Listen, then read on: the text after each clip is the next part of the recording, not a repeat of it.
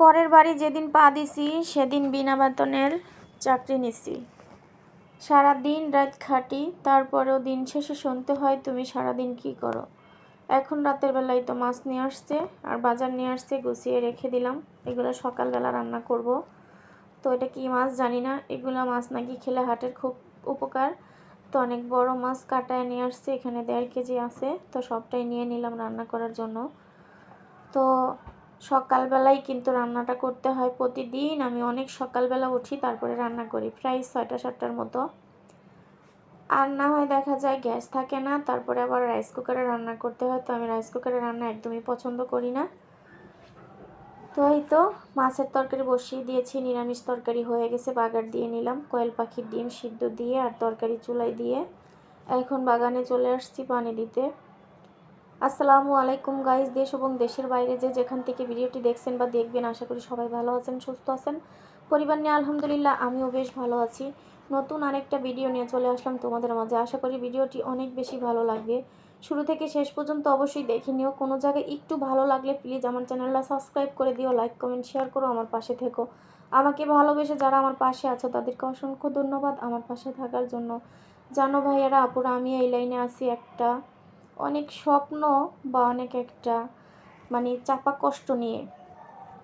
তো সেটা আমি কারোর সাথে প্রকাশও করতে পারতেছি না, কারোর সাথে আমি নিজের কাছেও চাপা রাখতে পারতাছি না। তো তোমাদের সাথে বলি, যদি তোমরা আমার একটু ভালোবাসা দাও তাহলেই আমার চাপা কষ্টগুলো। তো আমি কিন্তু কাঁটা বাছার চিকলাগুলো সব সময় বাগানে টপের ভিতরে দিয়ে দিই। তো সেখানে দেখো কত সুন্দর কলমি শাকগুলো হয়েছে, মাশাল্লাহ মাশাল্লাহ। কলমি শাকগুলো আমার দেখে অনেক বেশি ভালো লাগতেছে। আর এই পেঁপে গাছগুলো মাশাল্লাহ এত সুন্দর হয়, কিন্তু পেঁপে ধরে না, আমার হাতে কোনো ফল ধরতে চায় না। আপুরা ভাইয়ারা জানো আমার কপাল ভালো না। আর এখানে তোমাদের ভাইয়া বোম্বাই মরিচের চারা আর বাড়িয়া মরিচের চারা আনছে। তো দুইটা চারাতে হালকা করে পানি দিয়ে নিলাম। দেখা যায় বেশি পানি দিলে দেখা যাবে আবার মারা যাবে। তো আমার কিন্তু বাগানে পানি দিতে দিতে দেখি আইসা রান্নাটা আমার হয়ে গেছে, এখন গুছিয়ে সুন্দর মতো রেখে দিলাম। তো আজকে নিরামিষ আর মাছ বোনাটাই করছি আর ভাত। তো ওইখানে পানির বোতল জগ গ্লাস এগুলো মাইজা পানি বুড়ায় পরিষ্কার করে টেবিলটাও সাজায় রেখে দিছি। আর এখানে দেখো কালকে যে কাপড় ধুইছিলাম ওই কাপড়গুলো এখন আবার সকালবেলা একটু বের করে গরম করে নিলাম। না হয় দেখা যায় কাপড়ের মধ্যে কেমন একটা গন্ধ কয়, ভালো মতো না শুকাইলে। আর যেহেতু শীতকাল এখন, তো কাপড়গুলো শুকায় জায়গায় বাস করে রেখে দিলাম। বিছনার চাদরগুলো সবসময় আমি স্টিল আলমারিতেই তুলে রাখি। তো সুপার কাভারগুলো তো কালকে ধুইছিলাম আর লাগানো হয়নি। তো এখন সুপার কাভারগুলো দোনো রুমের লাগিয়ে নিব, না হয় দেখা যায় ময়লা হয়ে যায়। তো ময়লা হওয়ার ভয় আর কি সুপার কাভারগুলো লাগিয়ে রাখি। তো এই যে কাভার লাগানো ছাড়াও কিন্তু মাশাআল্লাহ অনেক সুন্দর দেখা যায়, সোনালি কালারের আর কি কাপড়টা আর গোলাপি, তো অনেক বেশি ভালো লাগে। তো আমি কিন্তু কাভারের আগে এটা সবসময় সাবান পানি দিয়ে পরিষ্কার করে রাখতাম। তো অমনে দেখা যায় অনেকটা কষ্ট হয়ে যায় আমার। আর এইভাবে দেখা যায় কাভারগুলো পরিয়ে রাখলে আবার কিছুদিন পরে উঠে ধুয়ে নিলে একটু ভালো দেখা যায়, পরিষ্কার থাকে আর কি। তো একটা কাভার দিয়ে হবে না। আর এই কাভারটা কিনে তেমন একটা আমি পাই নাই, জিততে পারি নাই আর কি, ঠকে গেছি।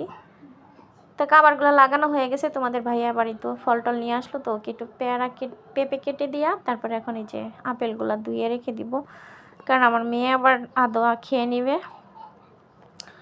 তো এটা কিন্তু সন্ধ্যার সময় ছিল, আর এটা হচ্ছে সন্ধ্যার পরে রাতের ভিডিও। সারা দিনের ভিডিও আজকে তোমাদের সাথে শেয়ার করলাম। তো এটা হচ্ছে রাতের বেলা, দেখা যায় আমি খাওয়া দাওয়া করে সব সময় থালা বাসনগুলো সুন্দর মতো ধুয়ে রেখে দিই। সকালবেলা আবার শুকনা থালা বাসন দিয়ে আমি রান্নাটা করে থাকি। তো আমার হাজব্যান্ডের জন্য কিন্তু আমি আলাদা করে ভাত রান্না করি, আমাদের জন্য একটা ভাত রান্না করি। তো 2-3টা পাতিল হয়ে যায় এই কারণে। তো আল্লাহ যেন কোনো শত্রুরও কোনো রোগ না দেয়। রোগের জন্য যে কি একটা ঝামেলার কি একটা অশান্তি পোয়াইতে হয় যেটা বলার বাহিরে। এখন অনেক কিছু আমার চিন্তা ভাবনা করতে হইতে। আল্লাহ হাফেজ সবাইকে, সবাই ভালো থাকবে।